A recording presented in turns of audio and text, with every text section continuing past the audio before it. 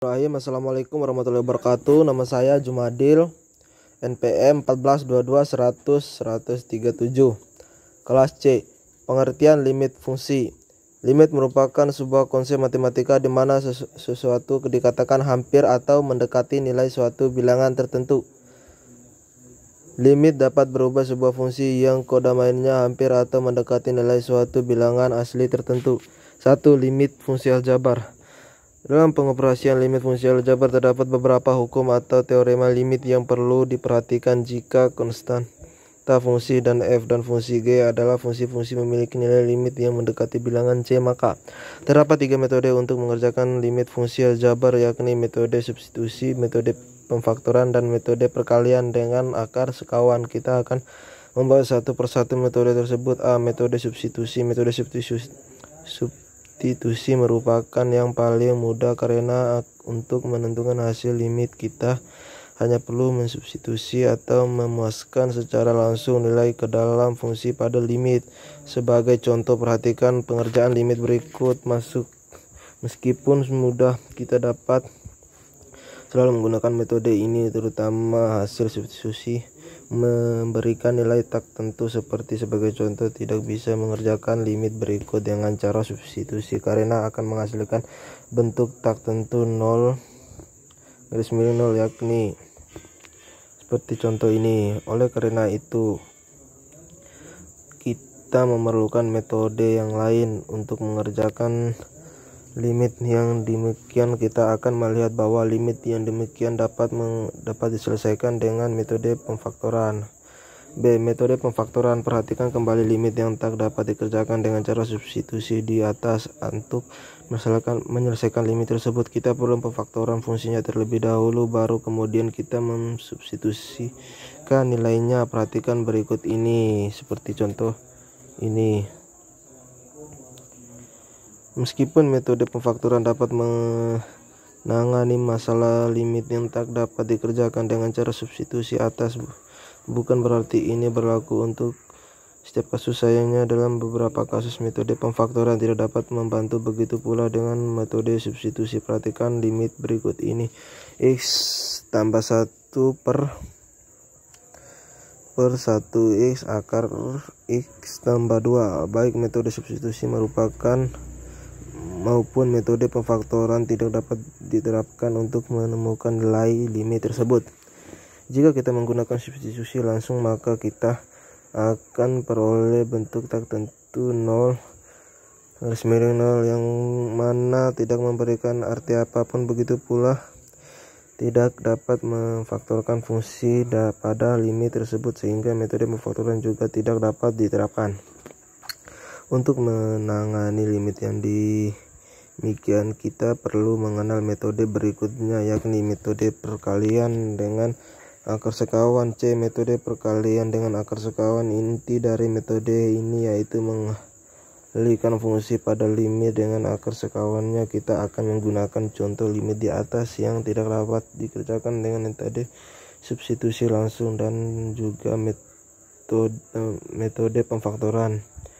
Perhatikan berikut, seperti contoh ini caranya. Perhatikan pengerjaan limit di atas. Pertama, kita melakukan perkalian dengan akar sekawan, kemudian melakukan pemfaktoran, dan akhir mensubstitusikan langsung nilai pada fungsi hasil pemfaktoran sehingga diperoleh nilai limit, yakni min 2. Teorema untuk limit fungsi aljabar. Berikut ini sejumlah teorema yang bermanfaat untuk mengerjakan limit fungsi aljabar, seperti ini. Contoh berikut ini berikan sejumlah contoh soal terkait limit dan pengerjaannya dengan ketiga metode yang telah dijelaskan serta dengan menggunakan teorema limit di atas. Contoh 1. Tentukan nilai dari x min 2 per akar x min akar 2. Pembahasan. Untuk mengerjakan soal ini, lakukan pemfaktoran untuk menyederhanakan fungsi dalam limit, kemudian mensubstitusikan nilai x untuk memperoleh nilai limit, seperti ini. Contoh 2. Tentukan nilai dari dalam kurung 6 min X per X pangkat 2 min 4 kurang X kurang 1 per X min 2. Pembahasan. Untuk mengerjakan soal ini kita lakukan operasi aljabar untuk menyederhanakan fungsi dalam limit terlebih dahulu. Kemudian substitusikan nilai X untuk memperoleh nilai limit. Seperti ini.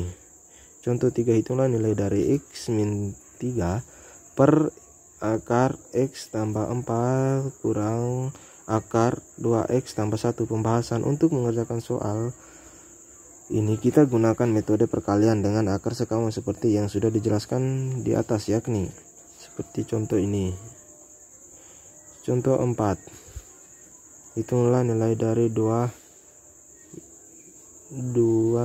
kurang 2 min akar X min 3 per X2